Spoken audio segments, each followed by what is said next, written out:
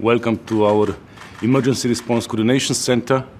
This is a real European Union hub for crisis management operations, and I'm glad that you made it here today. This is the place where all our operations are being coordinated, and of course, as you can imagine, in recent months, one of the key most intensive operations is the one to assist Ukraine. We have so far, in almost 9 months since the Russian aggression, provided Ukraine with humanitarian and civil protection assistance in a combined value of around 1 billion euros.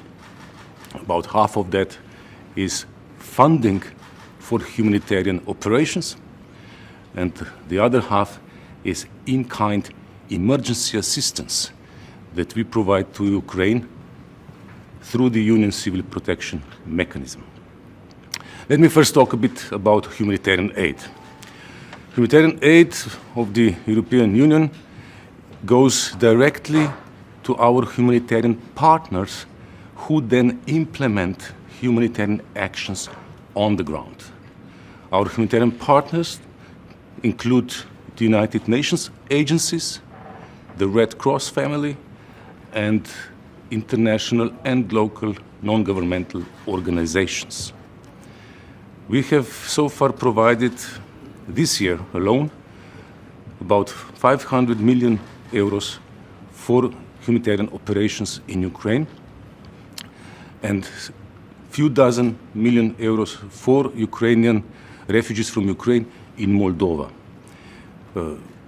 Here, I think it's important to note that EU humanitarian aid can only be deployed outside the EU. So for Ukrainian refugees who made it to Europe, there are other instruments in place through which European Commission, European Union can support the refugees and their host communities. Our humanitarian aid goes outside the EU, and in this case primarily to Ukraine proper and to Moldova. Winter is almost here, and this is now our cardinal priority when we talk about humanitarian aid. We have prioritized winterization already months ago, and these needs related to upcoming winter are now even more pronounced following the systematic destruction by Russia of critical infrastructure in Ukraine, which has so far resulted in a substantial damage to energy installations, heating installations, electricity grids, and waterworks. Ukrainians are doing their best to quickly repair, but for that they need assistance. We provide assistance also through humanitarian aid. We support, for instance, to give you an example, a program by International Committee of Red Cross in the Kiev region, which has rehabilitated water infrastructure that serves 20,000 people. So this is just an illustration of what kind of humanitarian programs we also support through EU funding. And now I'll move to civil protection. The difference is that humanitarian funding is, as it says, funding.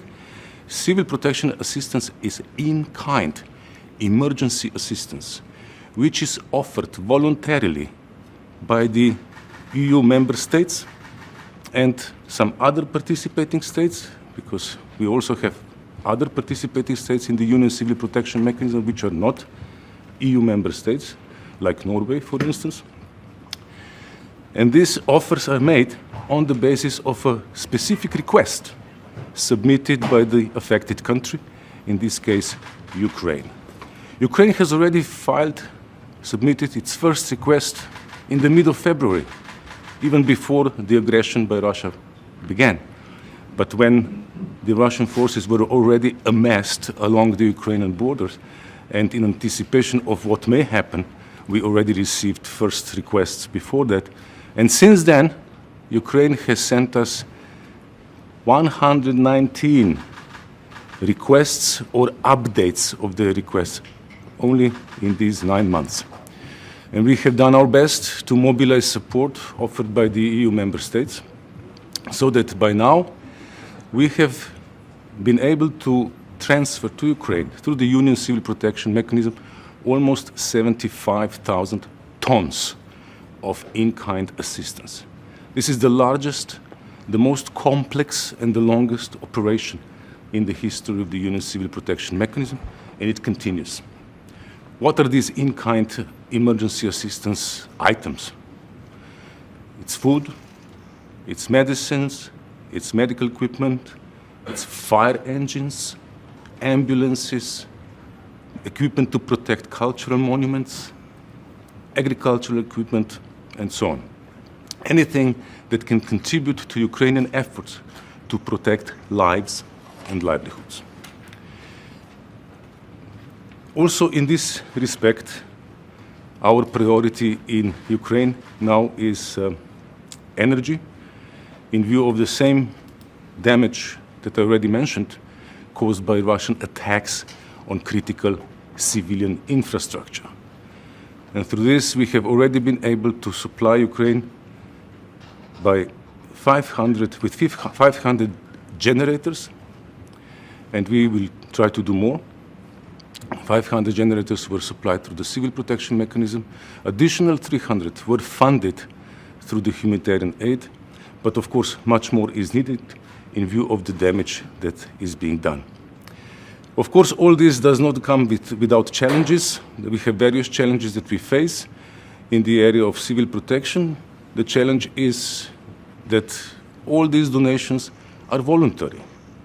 And I have been impressed and amazed by the generosity of EU member states, and I thank them for their generosity.